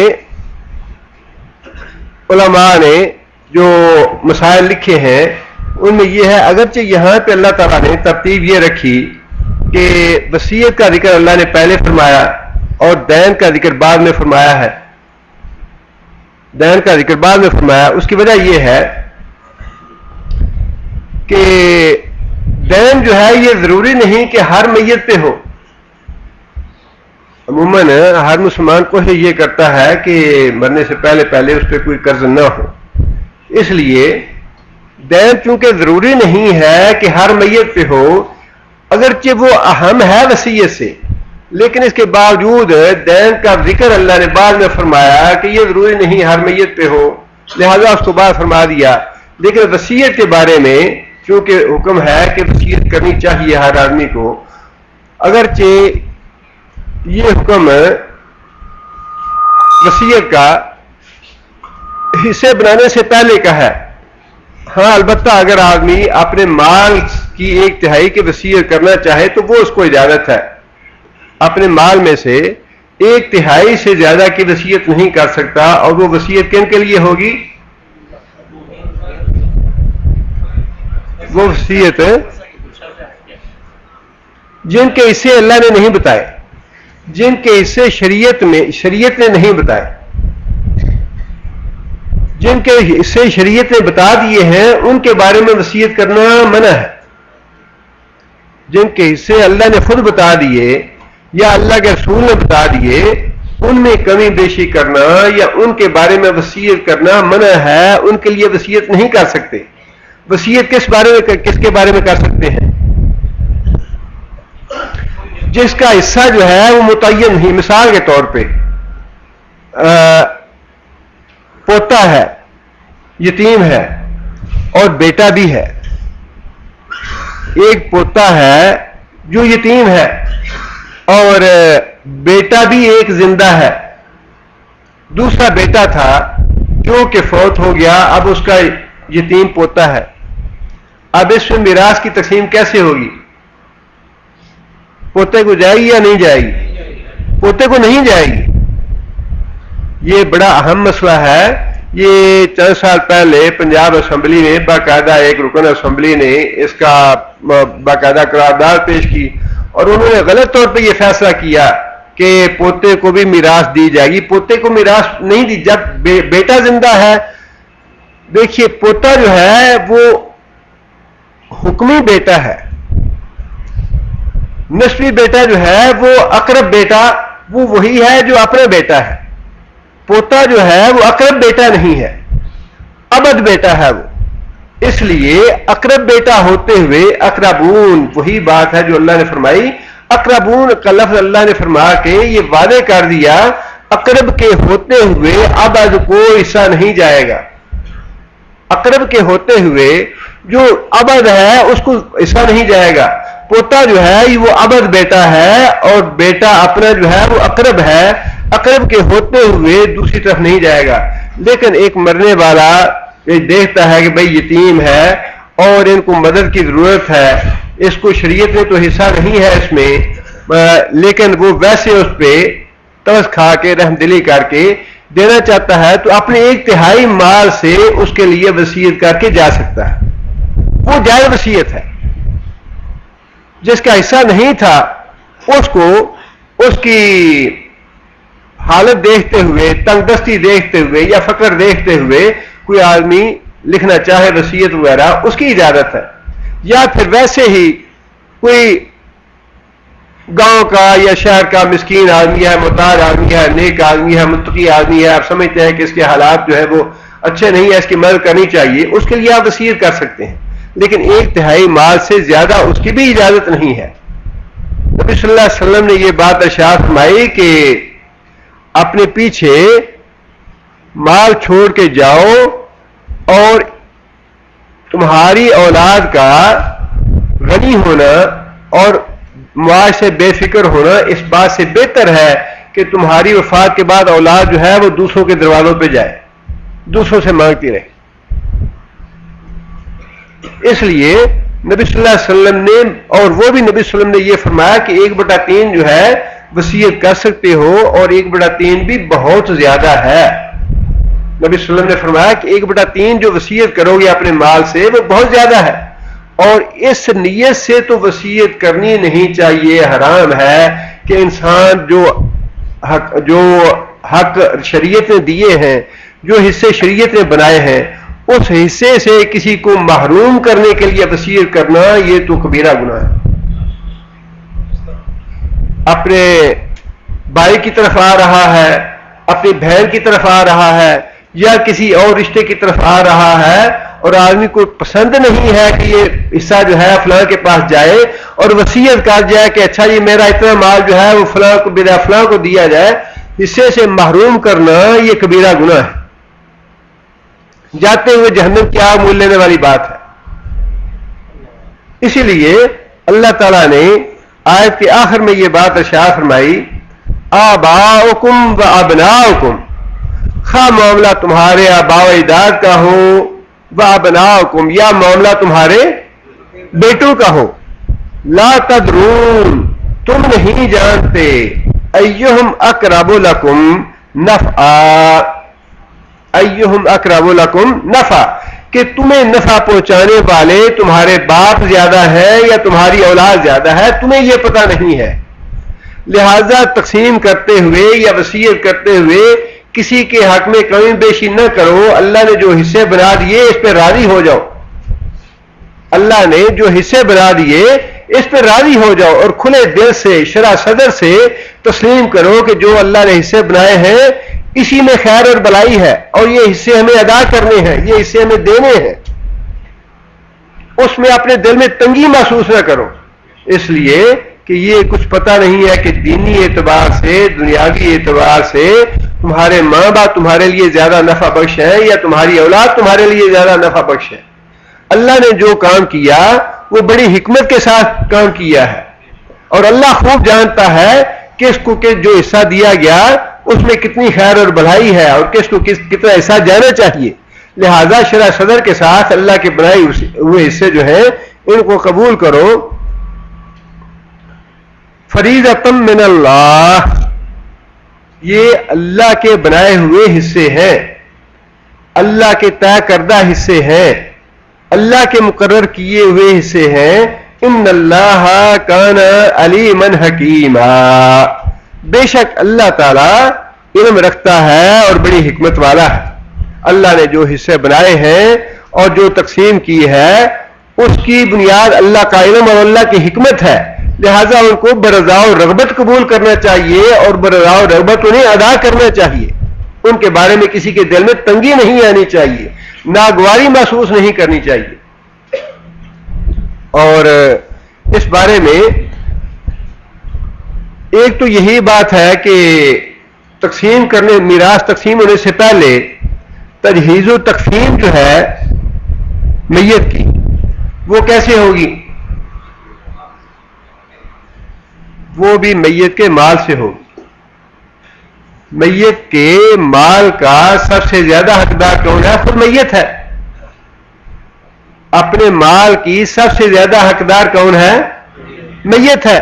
میت جس طرح اپنی زندگی میں اپنے پہننے کے لیے کپڑے جو ہے وہ لینے کا حقدار تھا، اسی طرح مرنے کے بعد بھی سب سے پہلا حق جو ہے اپنے مال پہ میت کا ہے.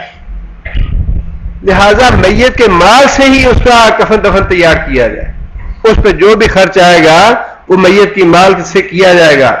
اور اس کے بعد دوسرا چیز جو ہے وہ اس کا قرض ادا کیا جائے گا.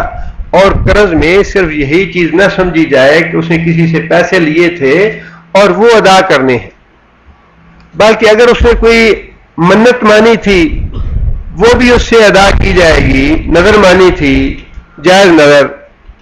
اگر اسے زکوٰۃ دینی تھی، زکوٰۃ ادا نہیں کر سکا، زکوٰۃ ادا کرنی چاہیے.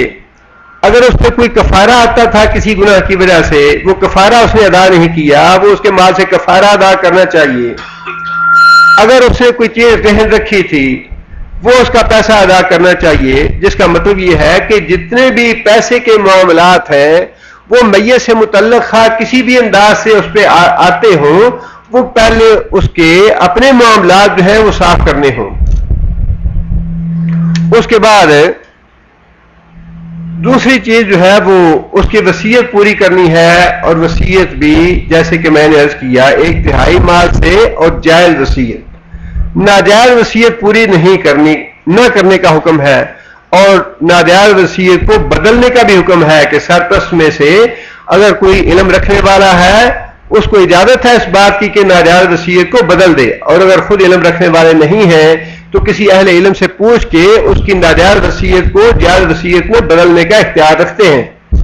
اور پھر اس کے بعد تقسیم میراث ہے. اور تقسیم میراث کے معاملے میں دو چیزیں اللہ کے رسول نے واضح طور پہ ارشاد فرمائی ہیں. ایک تو یہ کہ قاتل کو مقتول کی وراثت نہیں ملے گی، قاتل کو مقتول کی وراثت نہیں ملے گی. اگر کسی نے وراثت کے تمے میں قتل کر دیا، وراثت کے تمے میں قتل کر دیا. پچھلے دو اخبار میں خبر بھی آئی تھی کہ نواسے نے اپنے نانے کو اور نانی کو، نانے کے ہاں اولاد ہونے کے بعد گھر کے 5 افراد کو قتل کر دیا وراثت سے محروم ہونے کے دکھ سے. کیا میں وراثت سے محروم ہو جاؤں گا؟ گھر کے 5 افراد کو قتل کر دیا، جو بچہ پیدا ہوا تھا اس کو بھی، نانے کو بھی، نانی کو بھی، اور بھی جو گھر کے افراد تھے سب کو قتل کر دیا. اس کے بارے میں اللہ کے رسول کا حکم یہ ہے کہ اس طرح کا قتل جو ہے قاتل کو مقتول کی وراثت سے حصہ نہیں دیا جائے. اور دوسرا حکم یہ ہے اس بارے میں کہ کافر کی وراثت مسلمان نہیں لے گا، مسلمان کی وراثت جو ہے وہ کافر کو نہیں ملے گی. ایک آدمی ہے وہ خود مرضی ہو گیا، اب وہ کافر ہے، اب اس کی اولاد مسلمان ہے، اولاد جو ہے وہ اس کی وراثت نہیں پائے گی. یا باپ مسلمان ہے، خدا نخواستہ اولاد مرضی ہو گئی، اب باپ کو اپنی اولاد کی وراثت سے حصہ نہیں لینا چاہیے، نہیں ملے گا اس کو. وعلى هذا القياس سبحان ربك رب العزة عما يصفون وسلام على المرسلين والحمد لله. پڑھیں گے آپ؟ بسم اللہ الرحمن الرحیم.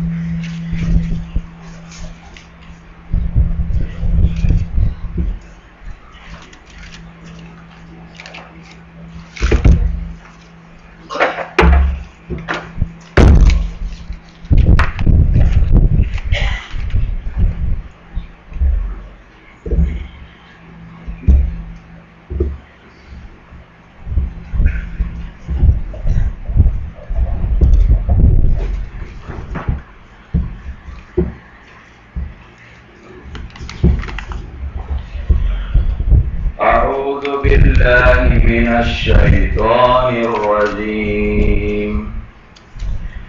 بسم الله الرحمن الرحيم. وابتلوا اليتامى حتى إذا بلغوا النكاح فإن آنستم منهم رشدا فادفعوا إليهم أموالهم ولا تأكلها إسرافا وبدارا أن يكبروا ومن كان غنيا فليستعفف ومن كان فقيرا فليأكل بالمعروف وإذا دفعتم إليهم أموالهم فاشهدوا عليهم وكفى بالله حسيبا. للرجال نصيب مما ترك الوالدان والأقربون وللنساء نصيب مما ترك الوالدان والأقربون مما قل منه أو كثر نصيبا مفروضا. وإذا حضر القسمة أولو القربى واليتامى والمساكين وارزقهم منه وقولوا لهم قولا معروفا. وليخشى الذين لو تركوا من خلفهم ذرية ضعفا خافوا عليهم فليتقوا الله وليقولوا قولا سديدا. إن الذين يأكلون أموال اليتامى ظلما إنما يأكلون في بطونهم نارا وسيصلون سعيرا. يوصيكم الله في أولادكم للذكر مثل حظ الأنثيين فإن كن نساء فوق اثنتين فلهن ثلث ما ترك وإن كانت واحدة فلها النصف ولأبويه لكل واحد منهما السدس مما ترك إن كان له ولد فإن لم يكن له ولد وورثه أبواه فلأمه الثلث فإن كان له إخوة فلأمه السدس من بعد وصية يوصي بها أو دين.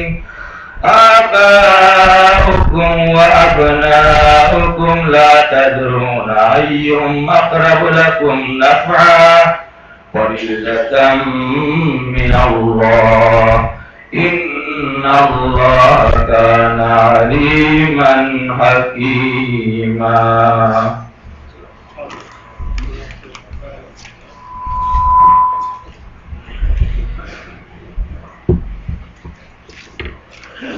پچھلے درس میں ایک بھائی نے لکھا تھا کہ کیسٹس کے بارے میں ہے اچھا اور درس قرآن کی سی ڈی بنتی ہے اور جو بھائی لوگ کسی وجہ سے درس سننے سے قاصر ہیں سی ڈی کے ذریعے قرآن سے فیضیاب ہوں. ساتھ ہی دوسری طرح بھائی صاحب جو بڑی لگن کے آڈیو کیسٹ تیار کرتے ہیں ان کی ریکارڈنگ اتنی صاف نہیں ہوتی, ذرا ریکارڈنگ پر دھیان دیں. ریکارڈنگ کے بارے میں پہلے ایک دو حضرات نے توجہ دلائی ہے. ہمارے بھائی احتشام صاحب اور مسعود صاحب ریکارڈنگ وغیرہ کرتے ہیں. اگر اس کا انتظام اچھا نہیں ہے تو پھر اس کا کوئی اور متبادل انتظام کرنا چاہیے تاکہ لوگوں کو اس بارے میں دقت نہ ہو. اس کے ساتھ ہی انہوں نے یہ سوال لکھا ہے کہ ملکہ بلقیس کا تخت کا ذکر ہے قرآن مجید میں کہ حضرت سلیمان علیہ السلام نے کہا کون ہے بلقیس کا تخت. اس کے آنے سے پہلے تخت لے آئے. ایک جن نے کہا مجلس برخاست ہونے سے پہلے میں تخت لا سکتا ہوں. پھر اسی مجلس میں سے ایک شخص نے کہا جس کے پاس کتاب کا علم تھا کہ پلک جھپکنے میں تخت حاضر کر سکتا ہوں. اور اس حوالے سے اصل سوال یہ ہے کہ یہاں سے بعض لوگ کہتے ہیں کہ ولی اللہ کچھ نہیں کر سکتے اور ان کو اختیار نہیں ہے. یہ ثابت کیا گیا ہے کہ اللہ کے ولی جو ہیں وہ غیر معمولی یا جو عام آدمی کام نہیں کر سکتا انہیں کام کرنے کا اختیار ہے. پہلی بات تو یہ ہے کہ اس آیت کے حوالے سے ہی علماء نے یہ بات لکھی ہے کہ اسی مجلس میں ایک آدمی جس کے پاس کتاب کا علم تھا اس نے یہ کہا کہ میں پلک جھپکنے سے پہلے یہ لا سکتا ہوں. قرآن مجید میں ہے یہ. کتاب کا علم کس کے پاس ہے؟ کتاب کا علم ہے سب سے زیادہ کس کے پاس ہوتا ہے؟ نبی کے پاس. تو وہ آدمی جس نے یہ بات کہی وہ کون تھا؟ اگرچہ قرآن میں اس کی وضاحت نہیں ہے لیکن یہ بات تو واضح ہے کہ کتاب کا علم سب سے زیادہ نبی کے پاس ہوتا ہے. اور وہ خود اگر سلیمان ہی تھے جنہوں نے یہ بات کہی کہ میرے پاس کتاب کا علم ہے، میں پرے جھپکنے سے پہلے لے آتا ہوں، اور یہ معجزہ ہے نبی کا. اب انبیاء کے معجزہ سے ولیوں کے اختیارات ثابت کرنے، یہ بالکل ایک سینہ روری والی بات ہے. انبیاء کے معجزات سے ولیوں کے اختیار ثابت کرنے، اور پھر بات یہی ہے کہ قرآن مجید کو اس طرح اگر آپ کاٹ کاٹ کے پڑھیں گے، یہی بار بار میں گزارش کرتا ہوں آپ سے، قرآن مجید یضل بہ کثیرا و یہدی بہ کثیرا، گمراہی بھی اس سے ملتی ہے، ہدایت بھی ملتی ہے. اور اللہ تعالیٰ نے یہ گمراہی کے چھوٹے چھوٹے دروازے جو ہے نا یہ رکھے ہیں ہمارا ہمیں عقل سے کام لینے کے لیے. عقل کی اس بات کی اللہ نے دعوت دی ہے، غور و فکر کرو، تدبر کرو. اللہ تعالیٰ نے شروع میں ہی سورہ بقرہ میں ہم نے یہ بات پڑھی تھی نا کہ بعض آیات محکم ہیں اور بعض آیات متشابہ ہیں، اور متشابہ کے پیچھے کون پڑتے ہیں؟ گمراہ ہونے والے. متشابہ آیات کے پیچھے کون پڑتے ہیں؟ جس بھائی نے یہ ثابت کیا کہ ولیوں کے پاس اختیار ثابت ہوتے ہیں، انہوں نے یہ آیت قرآن میں نہیں پڑھی کہ لوط علیہ السلام کے پاس جب فرشتے آئے تو لوط علیہ السلام گھبرا گیا کہ میری تو مصیبت آ گئی. کون بدکار ہے اور کون خوبصورت لڑکوں کو دیکھ کے ٹوٹ پڑے گی.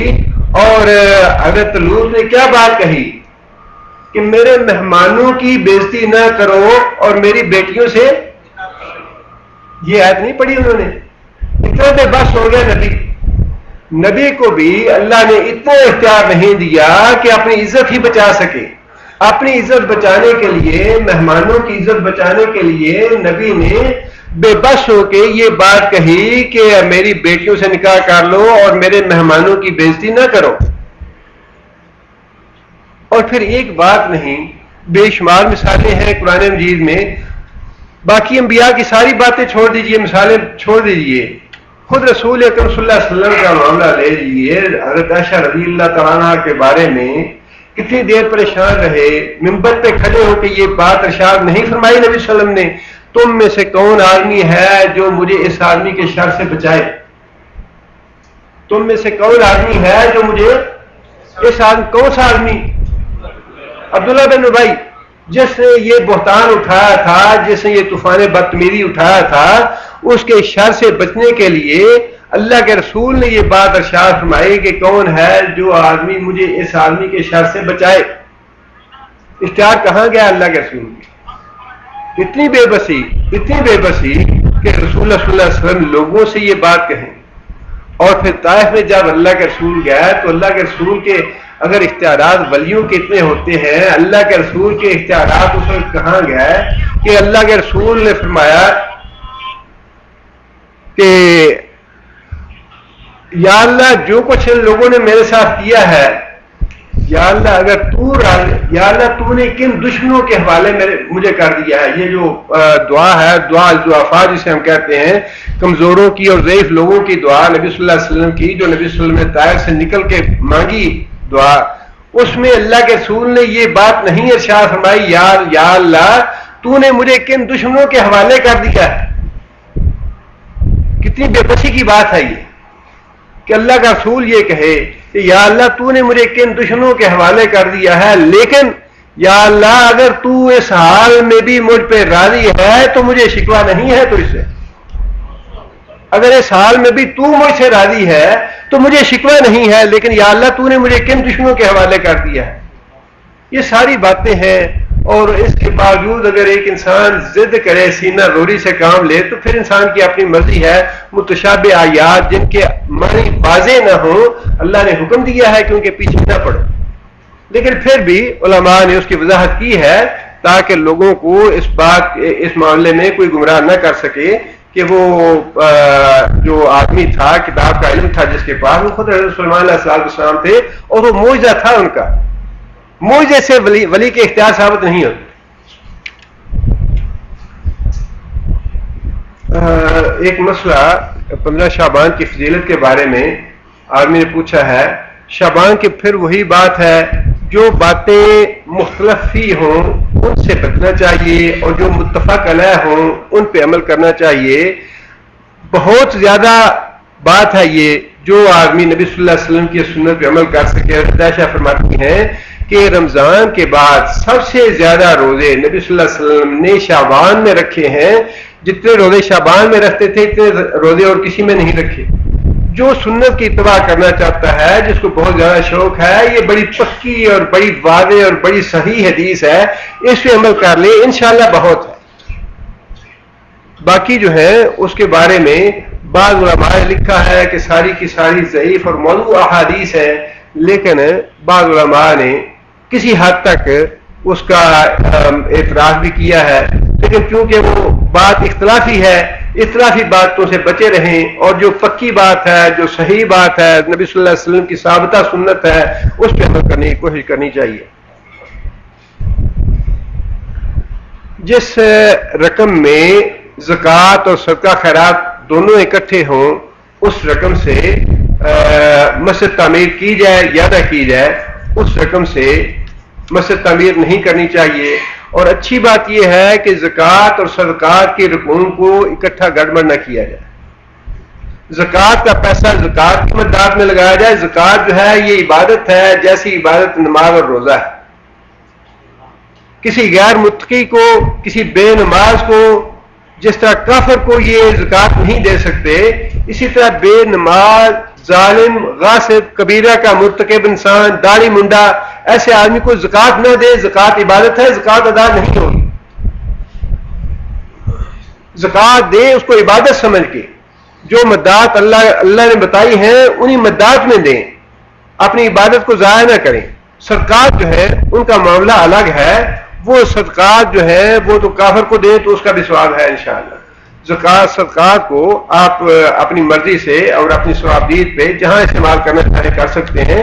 لہذا بہتر یہ ہے کہ ان رکون کو گڑبڑ نہ کیا جائے، اکٹھا نہ کیا جائے. یہ ایک تعاون ہے، اعلان ہے کہ مکتب صلحی کے زیر اہتمام 4 رجب 25 مئی بروز جمعہ عصر سے لے کر رات 9 بجے تک استراحہ ام القریٰ میں دعوتی پروگرام ہے، جس میں علماء کرام تشریف لائیں گے اور اس میں کھانے کا بھی انتظام ہے اور دعوت کا دیا گیا ہے. اس میں بہن فوت ہوتی ہے، اس کی اولاد ہے، اس کا حصہ دینا ہوگا. یہ اتنا مختصر سا سوال ہے. ایک بات تو یہ ہے کہ وراثت میں حصہ ان کا ہے جو زندہ ہے، اور دوسری بات یہ بھی ہے، یہ دونوں شرطیں ہیں وراثت تقسیم کرنے کے لیے. بعض لوگ اپنی زندگی میں وراثت تقسیم کرتے ہیں، یہ درست نہیں ہے. وراثت تقسیم کرنے کے لیے انسان کا دنیا سے فوت ہو جانا، چلے جانا، یہ شرط لکھی ہے علماء نے. آدمی دنیا سے جب رخصت ہو جائے تو جو مال باقی چھوڑے اس کو تقسیم کرے، وہ ہے وراثت. زندگی میں ہاں البتہ ایک صورت ہے، اگر اس بات کا ڈر ہو کہ بعد میں اولاد میں فتنہ پڑے گا، کوئی بیٹا جو ہے وہ زیادہ زور آور ہے، زیادہ تگڑا ہے، زیادہ جارے قسم کی جارحیت کرنے والا ہے، وہ اسے نہیں دے گا یا زیادہ ظلم کرے گا یا ایسا فتنہ ہو، تو اس کے بارے میں پھر ایک رخصت کی گنجائش ہے کہ انسان اپنی زندگی میں دے دے، دوسروں کو بھی سارے اسے تقسیم کر دے. لیکن شرط ہے یہ علماء نے رکھی، ایک تو وراثت لینے والا خود زندہ ہو. جب زندہ جو وراثت کا حصے دار بنتا ہے وہ زندہ نہیں ہے تو اس کی اولاد کو نہیں جائے گی. جیسے کہ میں نے گزارش کیا کہ پوتا جو ہے اگر والد فوت ہو چکا تو پوتا ہے، پوتے کو نہیں جائے گی. اگر بیٹا ہوتا تو اس کو جانی تھی، لیکن وہ فوت ہو چکا. اب یہ نہ کریں کہ چونکہ بیٹے کو جانی تھی لہذا پوتے کو بھی جانی چاہیے، یہ بات غلط ہے. زندہ ہونا وارث کا یہ ضروری ہے، اور جو جس کی وراثت تقسیم ہونی ہے اس کی وفات ہونی یہ شرط ہے. گھر کی زمین میں بہنوں کا حصہ ہے جو کہ والد کی موجودگی میں گھر بنایا گیا، بالکل حصہ ہے.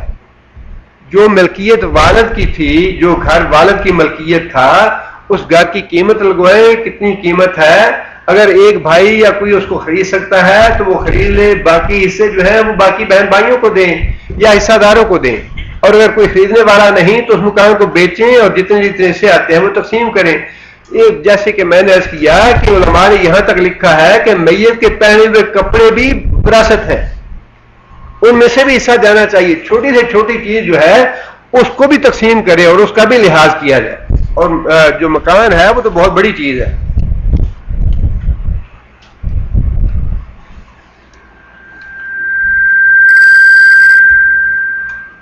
وسیلہ میں دعا میں وسیلہ بنانا نبی صلی اللہ علیہ وسلم کو پہلے بھی یہ گزارش کی ہے کہ وسیلہ بنانا سنت سے ثابت نہیں ہے، زندہ کو وسیلہ بنا لینا جائز ہے۔ وسیلے سے مراد یہی ہے کہ ایک انسان زندہ کوئی نیک آدمی متقی آدمی ہے، اس کے پاس جائے، اسے کہے کہ آپ میرے لیے اللہ سے دعا کریں، یہ تو جائز ہے۔ زندہ آدمی کے پاس جانا اور اسے دعا کروانا یہ جائز ہے، لیکن جب آدمی فوت ہو جائے تو پھر اس کو دعا میں یہ کہہ کے وسیلہ بنانا کہ اس کے صدقے سے یا اس کے وسیلے سے یا اللہ دعا قبول فرما لے، یا اس کی قبر پہ جا کے یہ کہنا کہ اے فلاں تو میرے لیے اللہ سے استغفار کر یا میرے لیے اللہ سے دعا کر، یہ ساری چیزیں درست نہیں ہیں، جائز نہیں ہیں۔ پیری مریدی کیا جائز ہے کہ نہیں؟ بیعت کرنا کیسا ہے؟ اس کے بارے میں پہلے میں نے گزارش کی تھی کہ دکانداری تو جائز نہیں ہے، پیسے کمانے اور جو جس طرح سے آج کل ہو رہا ہے یہ چیزیں ان کا شریعت سے کوئی تعلق نہیں ہے، یہ عجمی جو چیزیں ہیں، جہالت کی باتیں ہیں۔ البتہ امیر جو ہے، امیر سے مراد امام یا حکمران یا commander in chief. Commander in chief جو ہے وہ مسلمان ہو، نیک اور صالح ہو، جہاد کے لیے بیعت لینا چاہتا ہو لوگوں سے، تو جو اہم لوگ ہیں ان سے بیعت لے لے تو باقی عام لوگوں سے بیعت اپنے آپ ہو جائے گی۔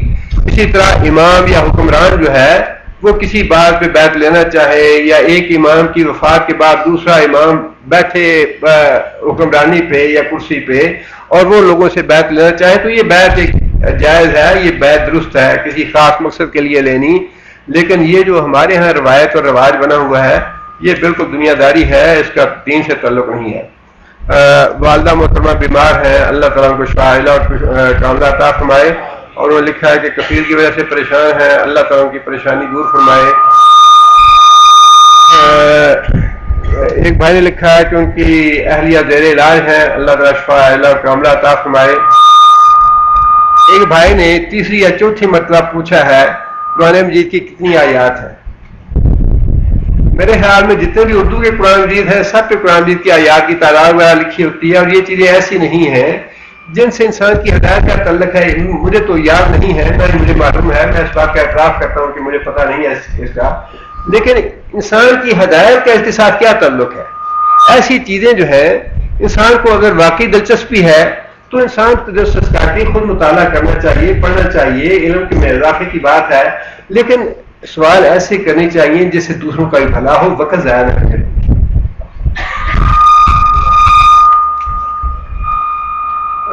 برائے مہربانی اس درس کو دوبارہ لوٹایا جائے، وصیت کے حوالے سے اسپیکر خراب ہے اور صحیح طرح سے سنا نہیں جا سکا۔ امید ہے انشاءاللہ اس کی ریکارڈنگ تو ہوئی ہوگی، اور جن لوگوں کو صحیح طرح نہیں سنا گیا وہ انشاءاللہ ریکارڈنگ سن سکیں گے۔ برائے مہربانی سامعین کو بتا دیں کہ راستے میں ڈبل پارکنگ کر کے دوسروں کو تکلیف نہ دیں، ہمارے سامعین ڈبل پارکنگ کر کے راستہ بند کر دیتے ہیں۔ جزاک اللہ خیر۔ سورہ مرسلات میں فَبِأَيِّ حَدِيثٍ بَعْدَهُ يُؤْمِنُونَ آیت میں ترجمہ اور تفسیر، اس آیت میں حدیث سے مراد قرآن مجید ہے۔ میری بچی کی شادی کو 3 سال ہو گئے، اولاد کی نعمت سے معلوم ہے، اللہ تعالیٰ صالح اور نیک اولاد نذیر عطا فرمائے۔ اللہ تعالیٰ کی رحمت سے کوئی چیز بعید نہیں ہے اور اللہ کی رحمت سے مایوس بھی نہیں ہونا چاہیے۔ پاکستان میں میری خالہ اور بیوی بیمار ہیں، اللہ تعالیٰ شفا عاجلہ اور کاملہ عطا فرمائے انہیں۔ میرا بھائی پاکستان میں بیمار ہے، اللہ تعالیٰ شفا عاجلہ اور کاملہ عطا فرمائے انہیں۔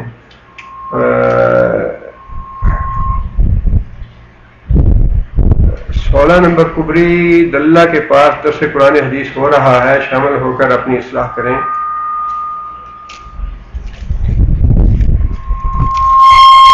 ایک بھائی نے وراثت کے بارے میں لکھا ہے مسئلہ، اگر 4 بیٹیاں اور ماں ہیں جس کی وراثت ہے، اگر یہ کوئی صاحب مسئلہ سمجھنا چاہتے ہیں تو رقص مل لیں۔ بسم اللہ الرحمن الرحیم، الحمد للہ رب العالمین، الرحمن الرحیم، مالک یوم الدین، ایاک نعبد و ایاک نستعین، اہدنا الصراط المستقیم، صراط الذین انعمت علیہم غیر المغضوب علیہم ولا الضالین۔ اللهم صل على محمد وعلى آل محمد كما صليت على إبراهيم وعلى آل إبراهيم إنك حميد مجيد۔ اللهم بارك على محمد وعلى آل محمد كما باركت على إبراهيم وعلى آل إبراهيم إنك حميد مجيد۔ ربنا ظلمنا أنفسنا وإن لم تغفر لنا وترحمنا لنكونن من الخاسرين۔ ربنا آتنا في الدنيا حسنة وفي الآخرة حسنة وقنا عذاب النار۔ أذهب الباس رب الناس واشف أنت الشافي لا شفاء إلا شفاءك وشفاء لا يغادر سقما۔ أذهب الباس رب الناس واشف أنت الشافي لا شفاء إلا شفاءك وشفاء لا يغادر سقما۔ ربنا هب لنا من أزواجنا وذرياتنا قرة أعين واجعلنا للمتقين إماما۔ ربنا هب لنا من أزواجنا وذرياتنا قرة أعين واجعلنا للمتقين إماما۔ ربنا اصرف عنا عذاب جهنم إن عذابها كان غراما إنها ساءت مستقرا ومقاما۔ اللهم أعز الإسلام والمسلمين، اللهم أعز الإسلام والمسلمين، اللهم أذل الشرك والمشركين، اللهم دمر أعداء الدين، اللهم نبذر قلوبنا بنور الإيمان، اللهم ثبتنا على الإسلام، اللهم اغفر لجميع المؤمنين والمؤمنات الأحياء منهم والأموات۔ ربنا تقبل منا إنك أنت السميع العليم وتب علينا إنك أنت التواب الرحيم۔ سبحان ربك رب العزة عما يصفون وسلام على المرسلين والحمد لله رب العالمين۔